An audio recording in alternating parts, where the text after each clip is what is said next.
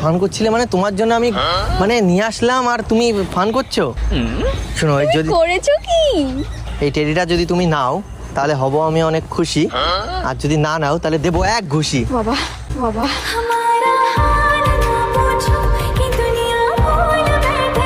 ভালোভাবে এনে দিচ্ছি খুশিতে আর নেবেই না। নাও নাও নাও, তাড়াতাড়ি তাড়াতাড়ি তাড়াতাড়ি, জোর করে দিয়ে দেবো কোলে কিন্তু, আর নাহলে আমি উঠে পড়বো কোলে।